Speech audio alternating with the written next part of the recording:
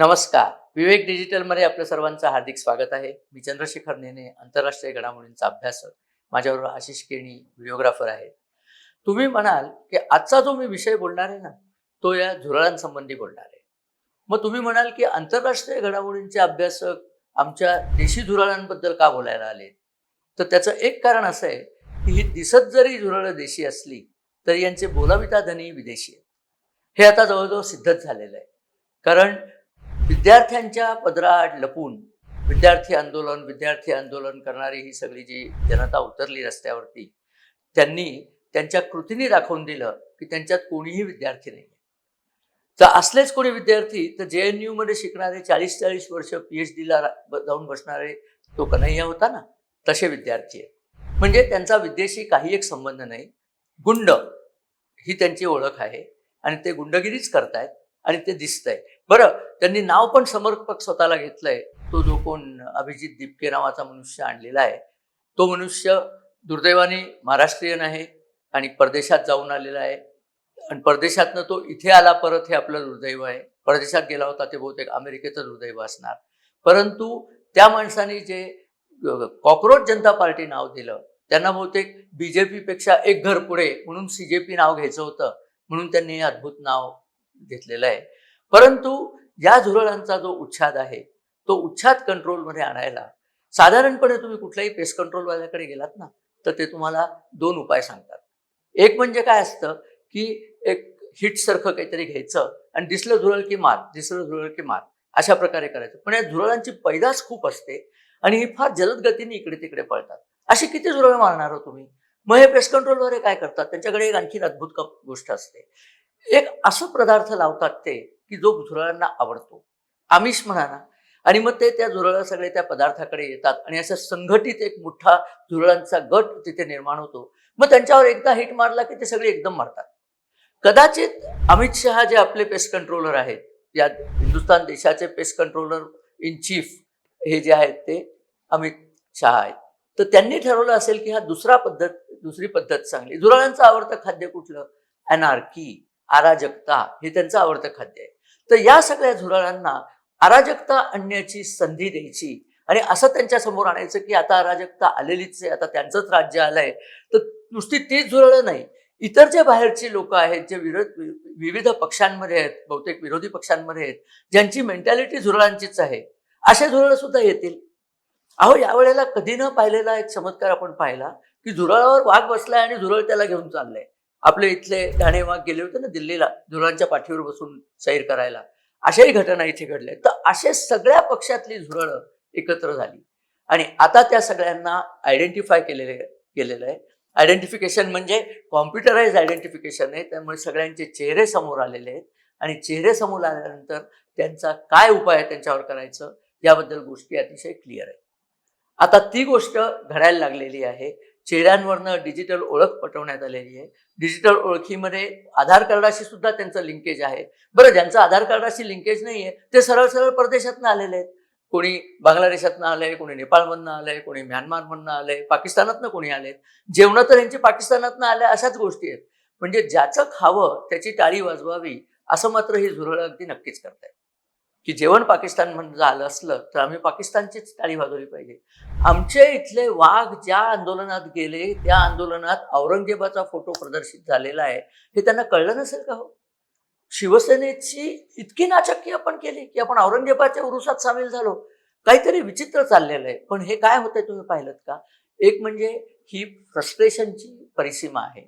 काय वाटेल ते केलं तरी मोदी सरकारचा पाडाव करता येत नाही. आणि आता काय घडलंय, मोदी सरकार या अधिवेशनामध्ये FCRA विधेयक आणणार आहे. FCRA म्हणजे फॉरेन करन्सी रेग्युलेशन ऍक्ट.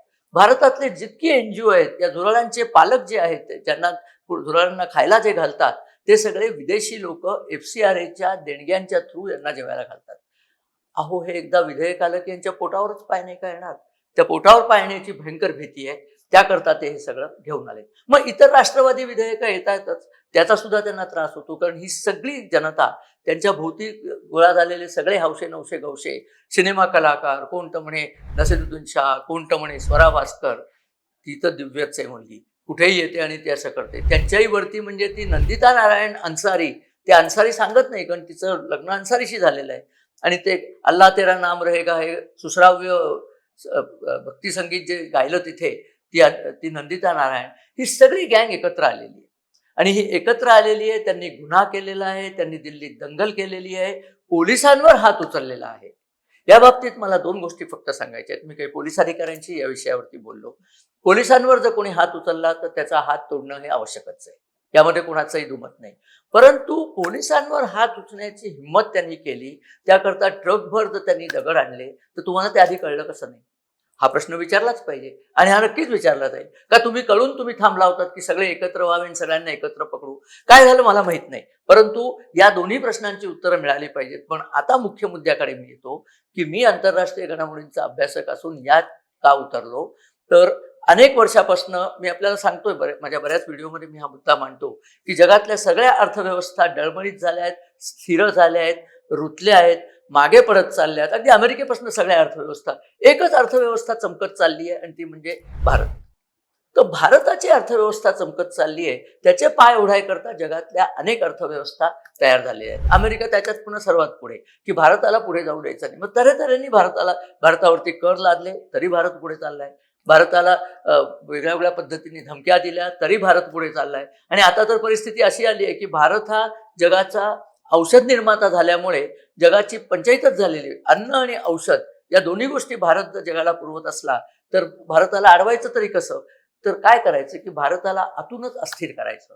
आणि हा कार्यक्रम त्यांनी यशस्वीपणे कुठे कुठे वापरला आपल्याला माहिती आहे. अमेरिकेने व्हेनेझुएलाला असंच आतून उद्रेक करून मारलं आणि वरनं सैन्य पाठवलं, पण व्हेनेझुएला जवळ होता. त्याच्यानंतर त्यांनी हा प्रयोग श्रीलंकेवरती केला. श्रीलंकेमध्ये ते राजपक्ष जे होते त्या राजपक्षांना पळून जायला लागलं. जेनझीचा उद्रेक असं ते सांगत राहिले. नंतर बांगलादेशमध्ये तर प्रचंडच केलं. तर मोहम्मद युनुस नावाचं जे बोलकं बावलं त्यांनी आणून बसवलं. ते हिलेरी क्लिंटनच्या घरी आचारी म्हणून काम करायचे अशी दाट अफवा आहे. तर अशा माणसाला आणून त्यांनी सर्वेसर्वा बांगलादेशचा केलं आणि त्यांना हिंदूंचं मारण्याकरता कोलीत दिलं. आणि त्याला भेटले कोण? तर आमचे सोनम वांगचुक हे त्यांचं पूर्वीचं नाव, लग्नानंतरचं नाव त्यांचं फुनसुक वांगडू. पण त्यांच्या सासऱ्यांनी सांगितलं हे त्यांचं नावच नाहीये. फुनसुक वांगडून सोनम वांगचुकचा काही संबंध नाही. तिथे ते तोंडावर पडलेले आहेत. परंतु त्यांना पुढे उभं केलं आणि परिस्थिती अशी करून ठेवली होती की ते तिथे मरावेत. शेवटी त्यांना कळलं की आपण मरू, म्हणून त्यांनी सांगितलं मला इथनं उचलून घेऊन जा आणि काय ते ग्लुकोज पाजा आणि जिवंत ठेवा, कारण मला 20 जुलैपर्यंत जिवंत राहायचे. त्यांची अशी स्टेटमेंटच आहे. खालची बातमी आहे की त्यांनी सरकारच्या मागण्या मान्य केल्या आहेत. अर्थात या मागण्या सरळ मान्य होत नाहीत. हे दाखवायला लागतं की सरकारने माझं काही ऐकलं, सरकारने यांचं काही ऐकलं विकलेलं नाहीये. तुम्ही म्हणताय त्यावर विचार करू असं सरकारने सांगितलं. तुमची एक मागणी होती की संसदेत या विषयावरती बोलणी करायची. सरकार तयारच आहे बोलणी करायला. तुमच्याकडनंच बोलणी करण्याला लायक मनुष्य नसल्यामुळे तुम्ही तिथे नुसता दंगा करताय. बोलणी करायला तुम्हाला समोर बोलायला तर हवं. आता विरोधी पक्ष नेता यांना बोलता येत नाही. यांना फक्त पंतप्रधानांच्या घराच्या बाहेर झोपता येतं की मला आत घ्या, नाही तर मी इथेच झोपणार. म्हणजे काही करून मला पंतप्रधान करा, नाही तर मी इथेच झोपणार. असा त्यांनी ड्रामा तो आपण पाहिला, तो सगळा त्यांनी करून दाखवलेला. त्याला उचलून अर्थात पोलिसच्या गाडीतच झोपवलेलं आहे ते झाड. पण चर्चा करता येत नाही. हे असलं काहीतरी येडबागडं बोलता येतं. कालच पंतप्रधान मोदींचं फार घणाघाती भाषण संसदेत झालंय, ज्याच्यात त्यांनी काँग्रेसच्या सगळ्या शासनाचे पूर्ण लखतरं बाहेर काढलेली आहेत. तर हे सगळं जे चालू आहे ते थांबवायचं कसं, या अमेरिकेला काळजी पडली होती. म्हणून डोनाल्ड लू नावाचा एक अमेरिकेचा राक्षस त्यांच्या मदतीला आला, ज्यांनी अनेक ठिकाणी रेजिम चेंज म्हणजे सत्ता परिवर्तनाचा खेळ यशस्वीपणे केलेला आहे. बांगलादेशच्या यशस्वीपणे सत्ता परिवर्तनाच्या खेळाचा तोच सूत्रधार होता. त्याला सांगितलं. मग कुणीतरी बाई पण आहेत, त्यांचं नाव विसरलो, त्यांच्या डेमोक्रेटिक पक्षाच्या त्या बाई आहेत, त्यांना सुद्धा या कामाला झुंपलं. आणि भारतामध्ये आपले कोण पित्ते आहेत त्या सगळ्या पित्त्यांना उठवण्यात आलं. आणि त्या पित्त्यांना ओळखण्याचं अगदी सोपं होतं. रॅमन मॅग्सेसे पुरस्कार कोणाकोणाला मिळाला? रॅमन मॅग्सेसे पुरस्कार सुरुवातच सीआयएने केलेला आहे. त्यामुळे सीआयएची माणसं कोणते त्यांना माहितीच होतं. आपले केजरीवाल हे रॅमन पुरस्कार विजेते आहेत. मेधा पाटकर रॅमन पुरस्कार विजेत्या अनेक आहेत, तसे काही कमी नाही आहेत. तर अशा सगळ्या लोकांना उभं करून भारताच्या स्थिर प्रगतीला, भारताच्या एक प्रकारच्या विजिगीषू नेतृत्वाला वेसण घालायची म्हणून हा सगळा बनाव केला गेला. तुम्हाला पाहिलं, नीट म्हणून जे बोंबलतात त्यांच्यातल्या एक जण सुद्धा नीटला बसण्याच्या लायकीचा नाहीये आंदोलनातला. तो बसला असता तर नापासच झाला असता, त्याला काही फरक पडला नसता. मध्ये एका नीटच्या विद्यार्थ्याचा इंटरव्ह्यू आलेला आहे की त्याला सांगितलं की नीटचे पेपर फुटले, मग तू काय केलं? ते म्हटलं की पेपर फुटले, नीटने सांगितलं की पुन्हा परीक्षा घेईन, मी तयारी करत राहिलो, मी पास झालो. You know, it is difficult to ignore कि नीट के पेपर लीक को लेकर protests have been taking place for many weeks now. It has seen thousands of students on the streets demanding accountability. You stayed very focused on your preparations. आप पढ़ाई पे ध्यान दिया आपने, preparations पे ध्यान दिया आपने. Did you ever feel conflicted between, you know, speaking out, joining the movement, or concentrating on your exam? बहुत ही initially मेरे को हल्का सा डाउट हुआ कि मतलब ऐसा होता क्यों है, मतलब पेपर लीक में मेरे को थोड़ा गुस्सा आता है, सबको थोड़ा थोड़ा आता है शुरू में. I thought like maybe God has given me an opportunity that I need to improve my score. I could have scored better. तो मैंने सोचा why should I go to the protest, instead I could be studying at home and improving my skill and improving my score.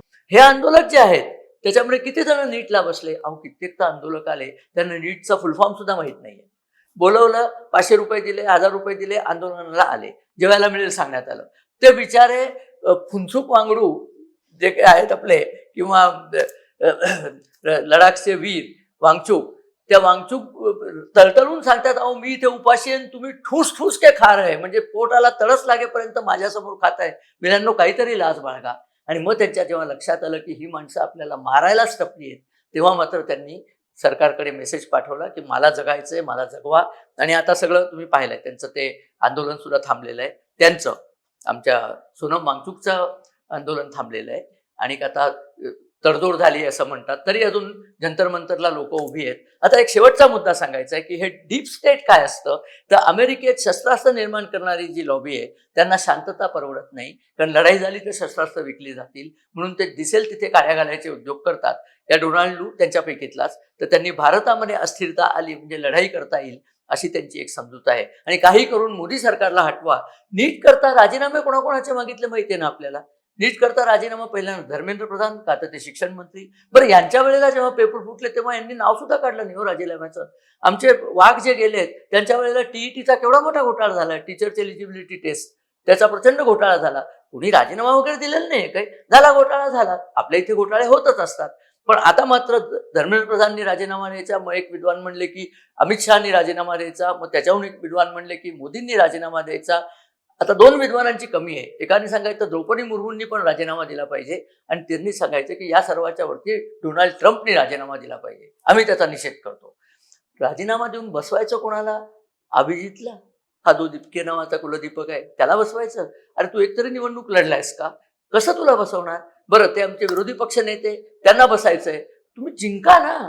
तुम्हाला 99 माणसं आणता आणता तुमची तोंडाला face आला, आणि तुम्ही कशाच्या जोरावर इथे बसू म्हणता?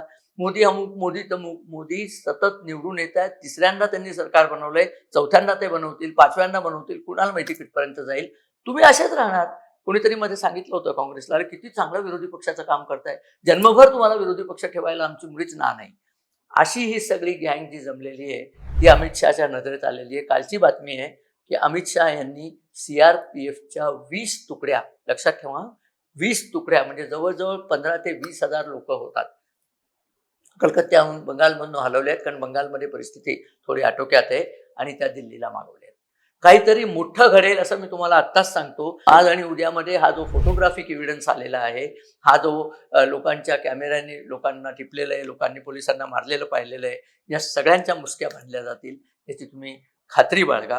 कारण तशा जर मुसक्या बांधल्या जाईल तर संदेश असा जाईल की सरकार जास्त दयाळूपणे वागते, आणि उद्या ही आंदोलक आमच्या घरात घुसले तर तुम्ही काय कराल? तुमच्याकडे काही यांना नामवरून करायचं साधन नसतं. तेव्हा सरकारला दाखवून द्यायला लागेल की ही जी आंदोलन जीवी, पंतप्रधानांनी त्यांना शब्द दिलाय आंदोलन जीवी, त्या आंदोलन जीवी झुरळांचा बंदोबस्त करण्या इतकं पेस्ट कंट्रोल अमित शहा नावाच्या पेस्ट कंट्रोलरकडे आहे, आणि त्याची सिद्धता व्हायला पाहिजे. ती सिद्धता येत्या 1-2 दिवसात होईल असं मला वाटतंय. ही विधेयकं लोकसभेमध्ये पास होऊ नये म्हणून हा दंगा चालवला होता. त्यांनी सांगितलं होतं की या मुद्द्यांवरती आम्हाला बोलू नाही दिलं, चर्चा नाही केली. चर्चेकरता बोलवलं तर हे गप्प बसतात आणि जाऊन आंदोलनाला बसतात. असा एक अत्यंत बेजबाबदार आणि अराष्ट्रीय विरोधी पक्ष आपल्याला मिळालेला आहे.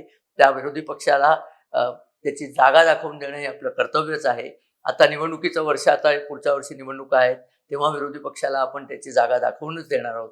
पण त्याच्या आधी यातले जितके लोक पकडता येतील तितके लोक पकडायचे. आणि हो, हे जे आमचे सोनम वांगचुक आहेत ना, त्यांचं एक ट्विटमध्ये आलं होतं, धर्मेंद्र प्रधानांची तोट फाटेपर्यंत स्तुती करत होते जोपर्यंत धर्मेंद्र प्रधानांच्या मंत्रालयाकडनं यांना मदत मिळत होती. ज्या क्षणी सरकारने सांगितलं की तुम्ही प्रॉमिस केलेले 37 कोटी रुपये भरा, त्यानंतर यांनी धर्मेंद्र प्रधानांविरुद्ध अस्त्र उपसलेलं आहे. यांच्या नैतिकतेची साधारण हीच परिसीमा आहे. म्हणूनच यांचे जे पुराविते धनी आहेत केजरीवाल, ते आता प्रत्यक्षच तिथे युद्धात उतरलेले आहेत. कारण केजरीवाल आतापर्यंत दिल्लीत येत सुद्धा नव्हते. त्यांना हाकलून दिल्यानंतर त्यांचा दिल्लीत दर्शन निर्मिळ झालं होतं. आता ते पण येत आहेत. सगळे लुच्चे लोक तिथे येत आहेत आणि त्या लोकांनी येऊन इथे नुसता धुमाकूळ चालवलेला आहे. मला वाटतं अमित शहांकडे याच्या इतकी चांगली संधी पूर्वी आली नव्हती. सगळे एकत्र आहेत. सगळ्या धोरणांचा एकदम नायनाट करा. नायनाट म्हणजे मारून टाकायची गरज नाही. त्यांना उचलून तुरुंगात टाकलं आणि त्यांची किल्ली जरी फेकून दिली तुरुंगाची तरी चालेल. आपल्याला कोणालाच ते गेल्याचं दुःख नाहीये. त्यांच्या सहकार्यानं दुःख आहे. ते सहकारी दुःखी झाले तर आपल्याला हवेच आहेत. तेव्हा बघूया काय होतं ते. मला वाटतं सरकार आता फ्रंट फूटवर जाईल आणि फ्रंट फूटवर जाऊन या सगळ्या आंदोलनजीवींचा निकाल लावेल. कोणीतरी मध्ये फार चांगलं सांगितलं की योगेंद्र यादव ज्या आंदोलनात जातात त्या आंदोलनाचा सत्यानाश होतो. ज्या क्षणी योगेंद्र यादव या आंदोलनात आले त्या क्षणी निश्चित झालं की याही आंदोलनाचा सत्यानाश होऊ घातलेला आहे. त्यांचा होऊ देत सत्यानाश आणि भारताने आपली प्रगती उत्तरोत्तर याच गतीने पुढे चालवत राहावी एवढ्या शुभेच्छावरून मी माझा छोटासा व्हिडिओ संपवतो. आपल्याला जर आवडला तर आपण तो आपल्या मित्र आणि परिवाराबरोबर शेअर करा. आमच्या चॅनलला सबस्क्राईब करा. आणि हो, आम्हाला तुमच्या कमेंट्स येऊ देत. मी मध्ये काही दिवस नव्हतो, मला थोड्या घरगुती अडचणींमुळे येता येत नव्हतं. जमेल तसे व्हिडिओ मी करतच राहणार आहे. अमेरिकेचं डीप स्टेट भारतामध्ये काहीतरी उत्पाद घडवतंय हा धागा पकडून मी आंतरराष्ट्रीय घडामोडीचा अभ्यासक असलो तरी सुद्धा इथे आलेलो आहे. कारण डीप स्टेटची सगळ्या खुणा या आत्ताच्या आंदोलनामध्ये आपल्याला दिसत आहेत. तर हे आंदोलन लवकरात लवकर भरडलं जावं आणि दिल्लीमध्ये पुन्हा शांतता नांदो एवढी शुभेच्छा वर्तून मी हा छोटासा व्हिडिओ संपवतो. आपल्याला तो आवडला असेल अशी आशा आहे. व्हिडिओ बघितल्याबद्दल धन्यवाद आणि नमस्कार.